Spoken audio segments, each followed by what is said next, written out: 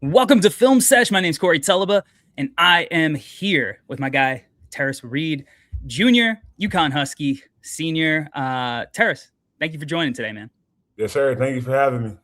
Yeah, man. I'm excited to do this. I was lucky enough to have the opportunity to come through to a workout, uh, get to watch you kind of train for the draft, for the combine, all of that. So, before we get started, man, how has this pre-draft process been treating you? Because I feel like, it's been so long since I've seen you. So much has happened.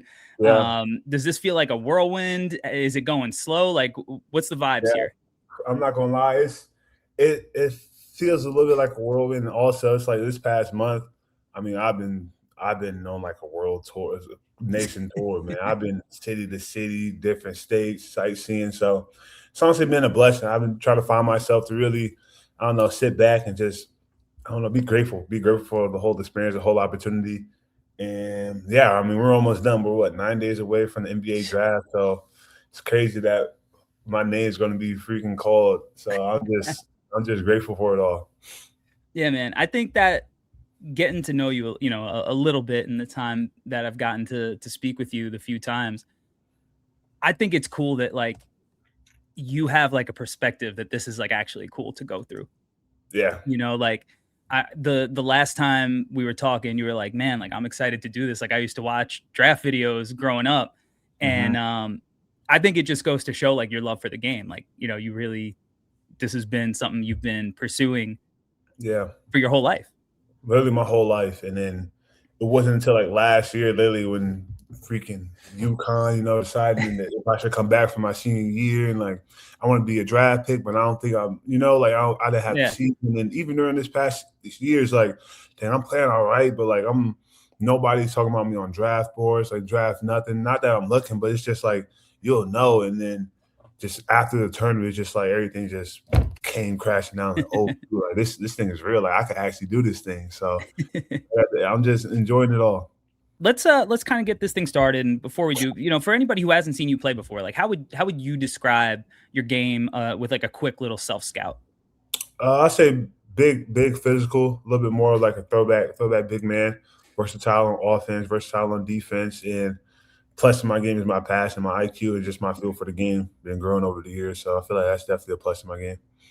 Yeah, you say kind of like throwback, but at the same time, you have way more to your game than just like the traditional back to the Yeah, basket. And I want to start with this clip here because first of all, it's showing both sides of the ball, and then you're doing like you're showing off a bunch of your skill set. Like you're starting out defending, you're bringing the ball up the court. So take me. Do you remember this play?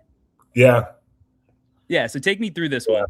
Coach ripped me in film for this one for bringing the Really? ball.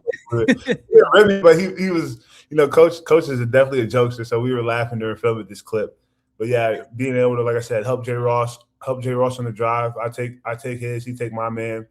Being able to at least try to get some type of offense going, and then yeah, we always play with either a pitch, passing get what we call it, or just like I like always setting ball screens in transition. So we're trying to get some instant offense from there. You mentioned like you have like a lot of throwback to your game, Yeah. and that starts with your post work. When you were in high school, that was a thing that um, I think stood out was your footwork and your touch around the hoop. So obviously Michigan, a gigantic front line, Yeah.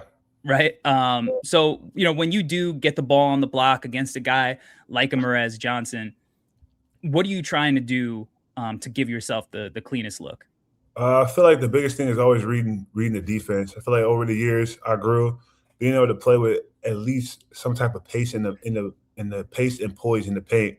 So when I catch, always look middle. My first read is always see if I can attack middle, attack the shoulder, attack the chest, and from there is just trust my game. From there is just to read on the defense. So always attack middle, get the defense to move his feet, and yeah, go up and finish. Yeah, and you got good touch with both hands too. Now, Ade Mara, on the other hand, like he's a much different kind Yeah, of a lot player, taller. Yeah. gigantic.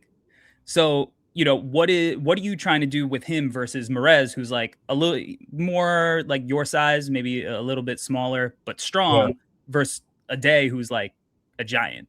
Yeah, I mean, the biggest thing with him is also his length. You know, I think he has like what nine, some crazy like a 9'9" standing reach, Yeah, and yeah, like he's an elite shot blocker. So guys like that, I feel like you have to know where your strengths are, where you can take advantage of it. And the biggest thing for me was my size and my strength. So being able to really attack him with the chest, and get him off balance. Because you know, shot Mhm. blockers they block elite shot blockers like that. They love to go off timing. So if I could disrupt his timing by hitting him with my shoulder, and, Mhm. yeah, I could get at least a good clean look at the rim. Yeah, I feel like it's almost like a boxer here, right? Like you hit him with like the jab with like the first shoulder, and Yeah, then you like really get into him on that second one, and that yeah, creates like that space, right? The other thing, I mentioned your footwork, and you really see it here, and this little move here is something that I could have pulled up a number of clips. Talk to me about like the counters in the post. yeah. So me and my trainer, I mean, Coach Mike Messer, shout out to him. I mean, we've been working on this since my freshman, sophomore year in high school. I mean, always being able to be poised, have the great footwork in the post, and like I said, it's about a read. So knowing that I'm going to attack middle every time, knowing that's probably going to be on the scouting report, right hand, left shoulder, and I'm going to attack middle every time. So once I attack middle, it's a read the defense from there. I saw Cooper jump a little bit, and I could get him on like the reverse pivot for and one layup. So Yeah, like you had another one that was really nice against Big Pat in Duke that yeah, was very similar. Like, yeah, yeah, slick footwork, and then this one, much to my dismay, because I'll admit I am a Johnny's guy. Uh, I like this footwork too. And then look at you hit him with the too small. yeah. I should have done that. I look back on that, I was like, oh, I'm tripping with this one. So I haven't done this all year. Mind you, this is like the biggest game of our season right here. This is like Yeah, first big time matchup. We got a top 25 matchup, St. John's in the Garden this Friday night. This is like, I mean, the week leading up, I can't tell you how many people are like, yo, I can't wait for this game. I'm ready for this game. So I let it get a little bit in my head, but yeah, I feel like overall it was a fun competitive game, and we got after it that night. but when we talk about why you bring value, and you mentioned this at the top of the show, you can get busy in the post, but I think what really makes you dangerous is that like not only can you get a bucket for yourself, but you can leverage that and make your teammates better. So, Yeah, what are you seeing on a possession like this to make a pretty yeah. tough read?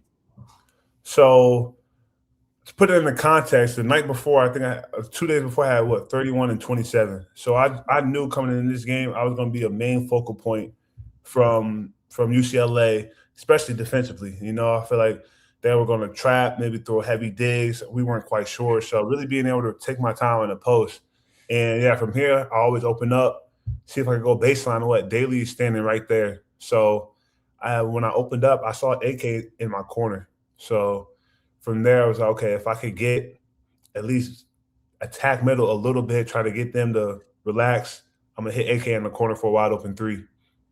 Yeah, and what kind of I guess how much pressure does it take off of you to have shooters like that who Gosh, have it's proved it so over it his was his whole career?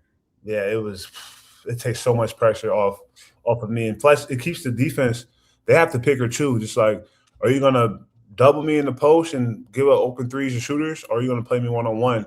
And I find that a lot of times teams may switch it up. Teams may like in the tournament, a lot of teams play one on one and I punish them from there. And when they try to double, okay, I'm able to kick out, find my shooters, and really get a rhythm going offensively. And you showed off this year, like you said, so many beautiful reads here. This one, because of like the situation, the pressure, like you guys are trailing here, it takes a lot of confidence to throw a pass like this or even see it because your back is turned. So how did you even Yeah, know to make that read?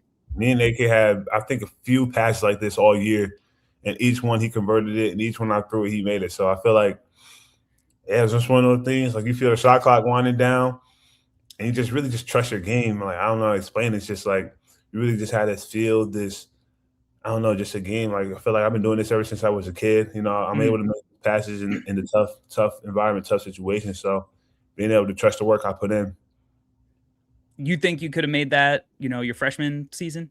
heck no, no, there's no shot, no shot, no So talk shot. talk to me about like kind of the development as a passer, because I think like not like you made a huge jump in your playmaking from your sophomore to your junior year. I felt like, and I think part of that probably is like the UConn system is really Yeah, conducive to playmaking bigs. But then yeah, this year, you took an even bigger yeah. leap. I feel So like what went into that? the biggest thing was really being able to understand the game. I mean, why am I making these passes? What am I looking at offensively? And I feel like what UConn did a great job of, they use the 5-man as a hub a lot of the times. It's either you're getting a key catch at the top, you're setting a ball screen, drag, in transition, you might catch it on the wings, top split, side split. So really being able to, my junior year, I had to learn all of that. And it was tough at first. Just like, okay, like what am I really looking for? And then everything started to slow down my senior year. It's like, okay, people are going to probably double me in the post.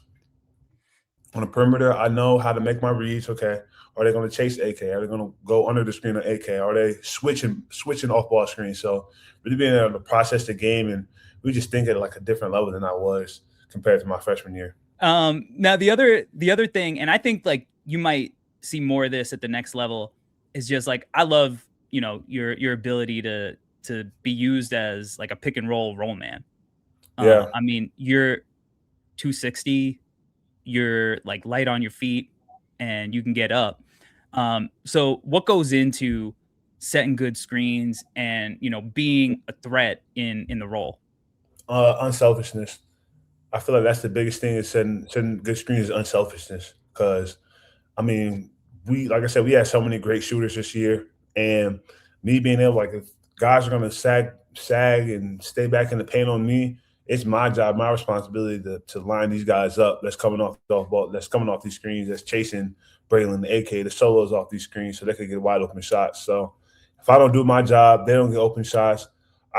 We don't create a mismatch for a 2-on-1 against the big, and lobs, dump offs, finish. So it's my responsibility to really headhunt these guys, what coaches say. And what goes into like the active screening, right? Because there's so many ways that you can be utilized as a screener. You can make contact and really just hit somebody. You could slip it, you could ghost it, right? Like now a lot of the NBA is kind of like that touch and go. Touch and go, yeah. So like what goes into all like making a decision on how to utilize each one? I feel like it's definitely being able to read the defense and just like the flow of the game. How is the game going? Like I don't know, Solo, is he hitting shots? Has he hit the last 3 in a row? Silas downhill. What does he want right now? How are they playing Silas on the ball screen? So I feel like that's really the biggest thing. But I feel like for me, especially in the Big East this year, I mean, I can say it now. I got away with so many illegal screens this year. I enjoyed it. Like I loved it. I'm not gonna lie. I got to a point where it got too noticeable, where I had to like chill off on the screen in a little bit. But there was a point where I was like intentionally like trying to like knock dudes out on these screens. Yeah, you maybe one here. You get a little screen assist. Right? Yeah. I mean, a little dip of the shoulder, but those you're freeing guys up. Ref don't call it. Yeah. It's almost like you gotta dictate how the game's going to be officiated. Mm-hmm. Right? Honestly, you learn that in the Big East for sure. But then also, like, again, like you can be a scorer out of the pick and roll, but then also like we can go back to your playmaking here, and I think at the next level, like those short roll reads are so important.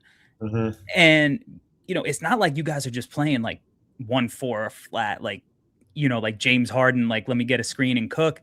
There's a lot of motion. So like, how long does it take to kind of feel confident? Like, all right, I know where guys are going to be in this offense. Yeah, it takes a little minute. I mean, even looking back from my freshman to my sophomore, to even a little bit of my junior year, it's like, it does. It takes a little. It took a minute for me to really like learn and, like I said, feel confident executing in the game. Because in practice, I'll make these passes a lot in practice, but in the game, it's like you freeze up, you get tense a little bit, like, oh shoot, I don't want to make the wrong pass, I don't want to turn it over. But like I said, sometimes you just gotta trust yourself, and I feel like every time on a short roll, either opposite's gonna step up or same side stepping up. So I'm always looking opposite on my peripheral when I roll. Every time defense puts 2 on ball, like defense is taught to at least have the opposite or low man always step up. And like I said, I'm always looking opposite. And the best thing is we actually like rep this in practice. So we have what we call a 45 cut. A Hmm. Jackson cut is a baseline cut from the corner. We have lifts. So like we literally rep this out 5-10 minutes every day in practice. So Mm. it's like ingrained in the back of our minds. So when you get in the game, it's natural to us. Muscle memory, mind memory.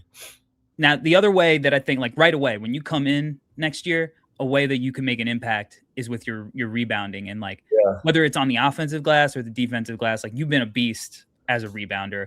Like you're strong, you got good hands, anticipation, and then somehow, like I watched like every rebound going through these clips, and I don't want to bore our watchers with a bunch of clips about rebounding, but you always end up like even on the offensive side of the glass with position to get the board.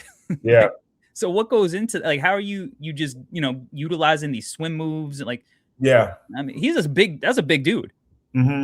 I feel like being able to really read the rim. I mean, I'm not. I know some good great rebounders say like watch the ball. I'm not really like a watch the ball type of guy. I'm like, where's the ball being shot? Where are my odds? What do the analytics say is gonna happen with Mm, the shot? So definitely the corner shots. Always try to go opposite. I feel like that's the biggest thing. So when the ball shot from the corner, you at least want to try to get inside position, and it's always going to say it's going to end up on the opposite side. So then with the wing, opposite wing, top of the key, literally a little bit long rebounds outside the arc. So just simplify the game from there and just be aggressive. With my size, with my physicality. I know a lot of guys hate that just over and over. I think Marshawn Lynch said that we played that in the weight room this year. It's like Marshawn Lynch like over and over and over and over again. Like people don't want that every possession. Like that tires you out. That's going to be just draining for the defense. So I feel like I could do that like every single possession. Like guys don't want to feel that every day. Now, the thing that I think people will question with you, and I got a chance to watch you in person. Like I've been saying that I think it's going to come, but the numbers give reason for people to be, Yeah, a little skeptical with your shooting. Um, it's easy to be like, oh, hey, I saw Tarris shoot and he was, yeah. draining threes in an It open worked gym, out. Yeah. right? So what would you say to any detractors who, might be a little bit skeptical as to why you might shoot it at the next level? In due time, man. I mean, I got this personal. Like I honestly believe, like down the road, I will, especially in the Mm, workouts I'm having. And like I said, I surprise a lot of people when they see me shoot like in like a workout setting. Oh shoot, I didn't know he could shoot like this. But I feel like when it's my time, it will happen. yeah. Like last year it wasn't, junior year, maybe first rookie year. I feel like definitely down the road, that's definitely going to be a skill of mine that I'm going to be able to utilize. But like I said, I'm keeping the main thing for now. And then once I'm able Mm, to add that to my game, it's gonna be definitely a great addition to my game. yeah. And that opens things. But even like, so a lot of guys would sag off of you, right? Because Yeah. they knew you shot like 4 threes the whole year. Mhm. But does that allow you to just be like, oh, well, I can see the floor now and I can be Yes. utilized as It a makes it passer? a lot. Yes, it makes it a lot easier. Like if you're gonna sag off on me, okay, that means my screening has to be on point and my passing because a lot of teams, if they're gonna chase every screen, I have to screen hard. If they're gonna switch, the slips are always gonna be there. Yeah. Plus, I got time to read it now. Right. Like, yeah, nobody's even close to you. And Hmm. you were getting these reads, all the time. Like, I think I had 8 assists this game. yeah, I mean, like, Yeah. and you look, you're like wide open, like you got space to kind of make this read, but it's still a tight window, Hmm. right? So what goes into like because you guys had so much motion, you were hitting cutters a lot. So what Yeah. goes into building again like the timing, Yeah. um, how to lead the man to the hoop, right? Like you don't want to Yeah. throw it behind him. Yeah. Uh, I don't know. It's just feel from there. I mean, Okay. with the passing window though, it's definitely scouting report, and how the game is going. Like Georgetown, they were switching off balls all game, so a lot of teams like the point switch, and we know we teach point switching is a no go. That's how you give up wide open slips. So being able to analyze from there, if they're going to switch off the ball, it's either AK going to be open on the slip, or Brennan's going to be open off this little shovel handoff for a wide open three. But I did feel like sometimes when you did have room and you went and attacked, you can get yourself kind of in like no man's land. So if like you can Yeah, kind of get this one back, yeah. what might you do different on a possession like this? I'll attack. I'll attack more earlier on. I Mm, feel like I was a little bit hesitant. I was a little yeah, bit hesitant, like trying to wait and trying to read. And I was like, oh shoot, well, I'm already down here, Instead of like, all right, this is what I'm doing. Okay. They're gonna chase, deny. All right, let me go and actually attacking in the bucket instead of being able to try to wait, process, and then yeah. in a block shot. Like get into his body too, like Yeah, right, because like you almost approach him and then like stop, yeah, like yeah. move him out the way with that shoulder with momentum a little bit. Hmm. But I also think like, and you actually you shot really well on this shot type this season. That's a great outlet pass, just leading him like that. You got good touch with these little floaters too. Yeah. Like those are float and you didn't take a ton of them. Mhm. You're not a small point guard who needs to get it over the length like that. But Yeah. I think that like even in that situation, if you weren't going to go into Mara's body, like you could probably do a For little teardrop too, right? yeah. That's definitely something I've been working on and going to continue even working on at the next level. Like I watched a lot of Jokic, and he was so elite and Mm, so efficient in that like little area between like the arc and the free throw line, just in yeah, little touch. I think it's like 70%, something crazy like he's that. crazy. Yeah, he's crazy. It's like, man, that's such an elite touch, and it's a great shot if you can hit it consistently. Yeah, yeah, Hardenstein, Hardenstein showed in the playoffs that he can hit that consistently, he's especially money. with two. Like, that's a money shot, and that keeps the defense honest. Now switching over to the defensive side of the ball, because this is where it's one thing to be an offensive player, but in the NBA now, like one way guys are phased out. Like Hmm. unless you're like a super duper star, and even those guys like got a guard at some point, Yeah, you got to play two ways. And there's not too many guys who are able to both steal the ball and block shots at the rate that you do, because oftentimes these guys are just waiting by the rim, and that's why their block numbers are so high, mhm. or vice versa, or they're on the perimeter so they're not protecting the rim. You do a little bit of both, and I kind of like these little pick six. You got way more pick sixes this year than I think someone would expect. Yeah, So in a situation like this, what are you kind of reading from a guard who he doesn't make? I mean, he made one of the biggest mistakes you would know yeah. that better than anybody, but he's usually a good decision maker here. So what are you Mhm. reading on this pass? Reading his eyes, and especially like Duke is like us. They like to use the 5 man as a hub as well. Hmm. So I like to play a little bit dumb, a little bit lazy on the perimeter. Like, oh shoot, I'm a little bit tired right now. Slacking off a little bit, and just Yeah, like waiting him to throw the pass, knowing that okay, like once he throws this, like I'm going for it, and having a balance between being aggressive and smart. Like sometimes you want to be reckless on the court, just I'm going for everything, but it's like being yeah, smart aggressive is what we say mm, at yeah. Calculated risks. yeah. I want to talk about your post defense. This is Cam Boozer. There's a chance he might be the number one pick Yeah, in the draft. He's a top 3 pick. He's 250 himself. Decorated. What are you trying to do when he's trying to use his strength against you? man, make a finish over length. Mm, And knowing the scouting report, he's really good, really patient, great pace in the post, in the mid post, great footwork, but he loves to shot fake. And all like we harped on it, for 2 days after Michigan State, like shot fake, shot fake, shot fake, always stay down, stay down, stay down. Make them hit it over top, over the length, and hey, if you hit it, great shot. But make it as difficult as possible for him, and yeah, make him finish over lane. Now, this one, a little bigger, a Daymara, and I'm wondering, like, were you in foul trouble here?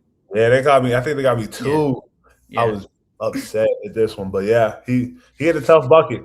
I could have been more physical with him, pushing him off the block, but I feel like yeah, it's a tough shot. Commend him for that. yeah, And yeah, it's a tough bucket. yeah. I think with a guy like him, right, you got to move him off his spot, Yeah, you know, and that's what you do on this possession against Xavier Booker, who's a big dude himself.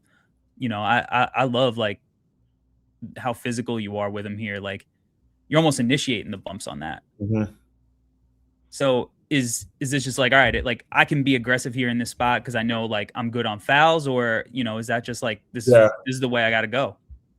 both. Honestly, like Yeah. okay, if I'm not in foul trouble, I could be ultra aggressive, Hmm. and yeah, like I said, making guys either you're gonna finish through me or over top. So I feel like making it as difficult as possible.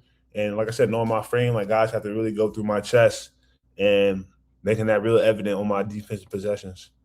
And then, like we're showing your post work because, as you said, you have like the ability to be a traditional big in the sense that you can bang down low and be physical. But again, at 260, you can really sit and slide. And Nigel James is shifty and he's quick. Yeah. And at the next level, you're gonna be having to guard Kyrie, like little dude like Ryan Nemhard, Yeah. like all kinds of different kind of guards that you're gonna get switched on at some point. Hmm. So I guess my question is twofold. Like, one, what are you trying to do here to make this shot difficult? And then two, like, how did playing all of the different coverages that you played at UConn like help prepare you for that next level defensively? Yeah. First question. I feel like the in this situation is like I said, knowing the game, knowing that Niles he been killing us going downhill all game, that he didn't really want to shoot the three, so really just trying to keep the space with a hand and keep him in front.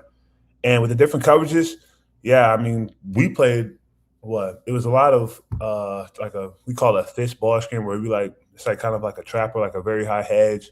Hmm. Sometimes we did like a flat, maybe like a high flat drop, but I feel like for the most part, it was just like being able to go out, contain the guards on the perimeter for what a couple seconds till the guards get back, and if we have to switch, being comfortable and being confident in my ability to move my feet and be able to contain a guard or wing on the perimeter. So I feel like yeah, UConn really prepared me for it, and yeah, it definitely helped a lot in the tournament, and I feel like it will definitely translate to the next level.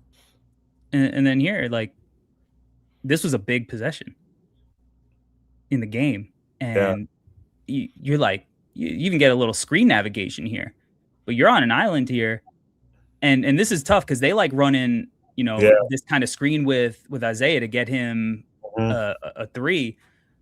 Take me through this, like the moment, you guys kind yeah. of getting back into it, and how you're guarding this. I just remember it's like, yo, it's like a minute in the game. So, yo, we need to stop. And they always love running these inverted ball screens for Boozer. And it gave us a little trouble this game, but I feel like the biggest thing that helped with me was like, yo, be ultra physical with the screen. Like literally, Mm, like I'm big enough, I can move enough. Like these guys should not be able to screen me at all. So having that mindset of like, yo, I'm fighting over this no matter what. And we're gonna live with whatever happens next. But like I said, being ultra aggressive with this screen, and I got a little poke right mm. here. Yeah, this was really like changing momentum. Like, this was like late, like a good boost for us late in the game. Yeah, I mean, this was, watching in real time. This was a huge defensive stop, and like with the momentum, um, and low clock, and with the poke, like the low clock, like they call a foul there, Yeah, and then it's like, but you smart get that aggressive, clean, like smart aggressive. We're down smart four. aggressive, Like, I'm not leaving this game saying like I regret not going for it all. So and and then going back to your ball screen coverages, obviously, like guarding ball screens is going to be something that's very important at the next level. I like how you play the cat and mouse game here. Like Booker likes to pop, he likes to shoot it, yeah, and Donovan Dent is one of the best passers in college basketball. So yeah, when you're trying to guard an action like this, what are yeah. you doing here to kind of keep both guys honest? Hmm. So this one was different with Dent, knowing that he was like you said, he was so elite at finding the open man and finding open guys, getting in open shots, and then once he gets his guys open shots, then he could score from there. But I feel like it was like cutting his water off early. Like, let's not put two on the ball like we usually do. And like I said, playing that cat and mouse, that was like that high drop I was talking about, being able to contain the ball screen, keeping Booker in front, also recovering the Booker if they hit him on the pop and protect the rim at the same time. So credit to UConn. We drilled this a lot. I mean, this has been ingrained in my mind. I mean, it was a struggle for me at first, but like I said, over time, you really start doing it. You start progressing at it, and you really start understanding the game from it. And like I said, like it really shows up in moments like these. And it feels like you kind of bait him like right there. Like you kind of jab like back to Booker and he almost feels like he's got to look at the rim and then Yeah. you're able to use that length. Mm-hmm. You know, what you're talking about, you know, with kind of like playing up more towards the level, being able to kind of like hedge it and then get back and recover.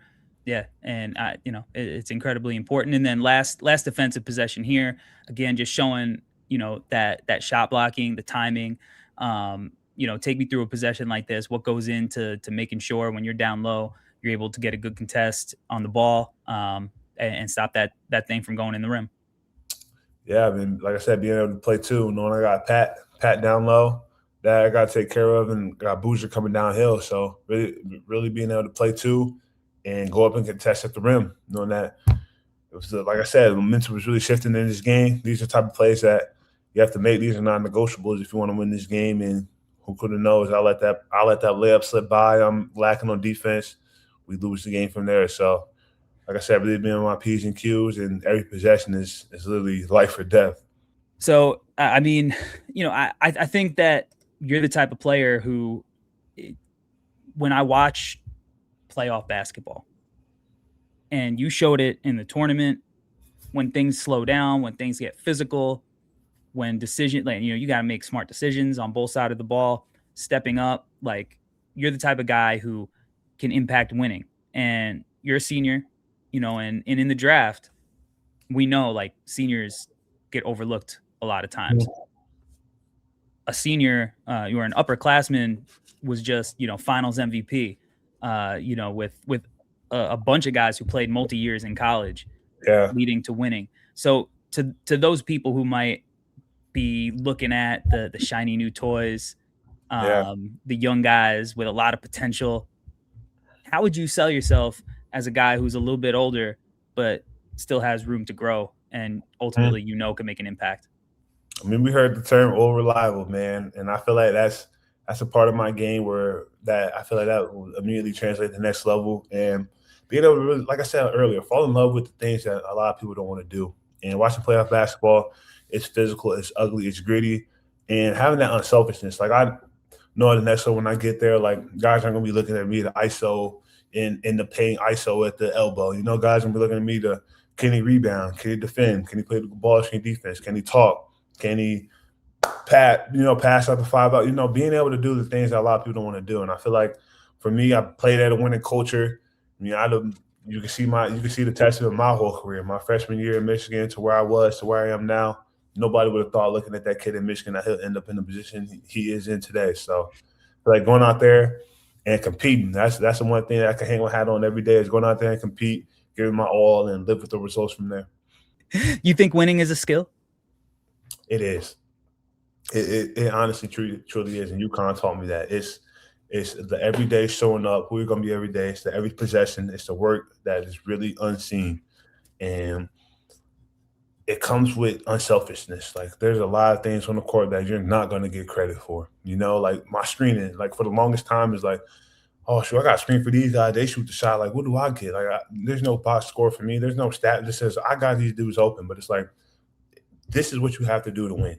So I'm like, okay, if I want to win, yo, I'm headhunting. No, you chasing solo off this ball screen, I'm gonna put you on the ground. And if I get a foul, I'm gonna do it again the next time and make the ref call it again. You know, so being unselfish and looking at your right, looking at your left, being able to really sacrifice and go to war for your brother. Yeah. Well, Tarris, I'm excited, man, to you know, watch your journey, you know, getting to watch your career from high school to now, getting a chance to, you know, chop it up with you a few times during this process. I'm excited, man. It's a week and a half away. Yeah. You know, it's crazy times, man. So good luck the rest of the process, man. And I appreciate you taking the time to kick it with me on the No Ceilings NBA show. Yes, sir, bro. Appreciate you, boss. It was a pleasure being here. And like I said, I'm excited for the next week and a half on draft night.